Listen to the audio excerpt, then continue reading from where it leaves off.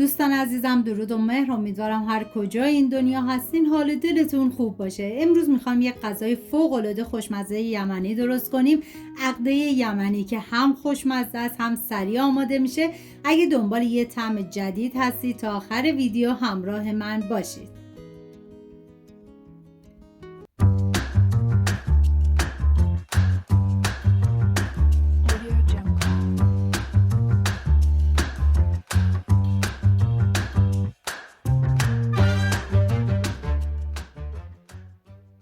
ما برای این غذای خوشمزه یمنی نیاز به سینه مرغ داریم که من از 400 گرم استفاده کردم. به همراه 2 عدد برگ بو میریزم داخل قابلمه، 1 عدد پیاز، 3 عدد هل، 1 تیکه چوب دارچین. ادویه هام شامل نمک، پودر تخم گشنیز و فلفل سیاه هستش. مقداری آب میریزم و زمان میدم تا سینه مرغ پخته شه و بعد از اون باید سینه مرغ رو ریش ریش کنید. این غذا برای 5 نفر در نظر گرفته شده. شما بر اساس تعداد نفرات باید مواد رو کم یا زیاد کنید.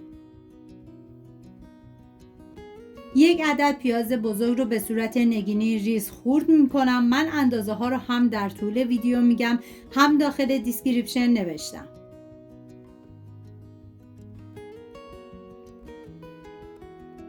داخل تابه مقداری کره میریزم که شما از هر نوع روغنی که دوست داشتین میتونین استفاده کنید.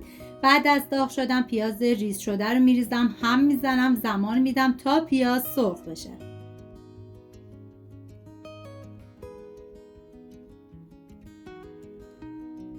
سه حبه سیر رو رنده کردم و به پیاز اضافه میکنم، هم میزنم و میذارم یه تفت مختصری بخوره.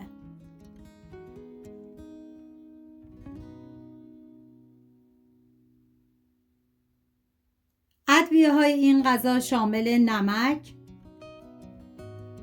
پودر تخم گشنیز، زردچوبه، پاپریکا و فلفل سیاه هستش. زیره سبزم باید اضافه بکنین که من سلیقم نبود اضافه نکردم، ولی شما اگه داشتین حتما زیره سبز رو بریزید. هم میزنم و میذارم ادویه ها تف بخورن، عطر ادویه ها آزاد بشه. 1 قاشق غذاخوری سرپر رب و گوجه فرنگی رو به پیاز اضافه میکنم، هم میزنم و میذارم رب تف بخوره، رنگ رب باز بشه. واقعا من هرچی از عطر و طعم و خوشمزگی این غذا بگم کمه، باید خودتون دست به کار بشین و حتما درست کنید. حالا میریم سراغ گوجه فرنگی که اگه پوست گوجه فرنگی رو بگیرید خیلی بهتره. من پوستش رو گرفتم و به صورت نگینی ریز خورد میکنم.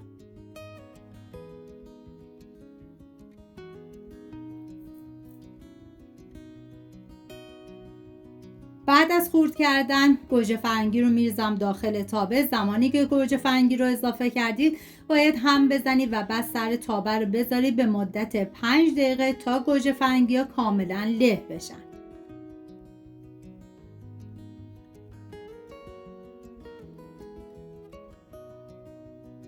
توی این فاصله میریم سراغ فلفل دلمه‌ای. ما نیاز به 1 عدد فلفل دلمه‌ای داریم که شما از هر رنگی که دوست دارید میتونید استفاده کنید.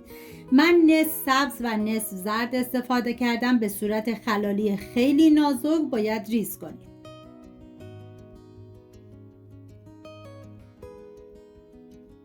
بعد از 5 دقیقه سر تابه رو برمیدارم و اول یه هم میزنم.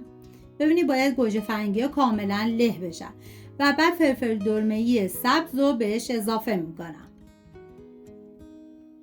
هم میزنم و میذارم به مدت 2 الی 3 دقیقه فلفل دلمه‌ای هم کاملا نرم بشن. اگه دنبال یه طعم جدید هستید حتما این عقده یمنی رو امتحان کنید.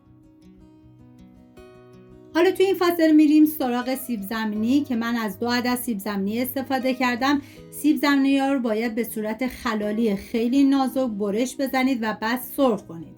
مقداری نمک و زردچوبه بهش اضافه کنید. ببینید من گذاشتم داخل ایرفرایر با دمای 180 درجه به مدت 18 دقیقه. شما اگه ایرفرایر نداشتین داخل تابه سرخ کنید. بعد از اینکه سیب زمینی ها سرخ شدن باید به بقیه مواد اضافه کنید. هم میزنم تا همه با هم دیگه مخلوط بشن. واقعا یه ترکیب عالی و فوق‌العاده خوشمزه.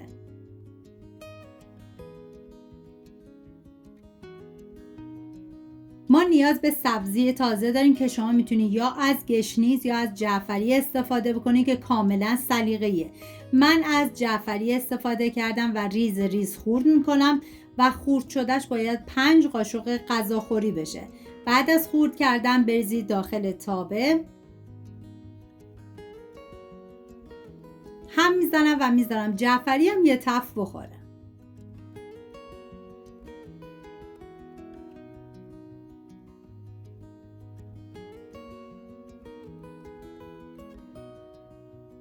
من بعد از اینکه مرغ پخت کاملا ریش ریش کردم و میریزم داخل تابه. هم میزنم تا همه مواد با هم دیگه مخلوط و یک دست بشن و میذارم به مدت 5 دقیقه با حرارت خیلی کم تا مزه ها کاملا به خورد هم برن.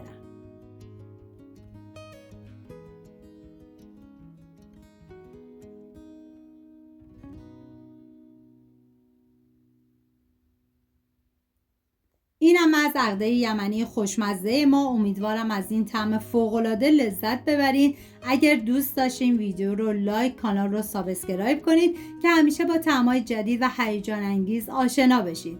امیدوارم درست کنیم و در کنار خانواده از خوردنش لذت ببرید.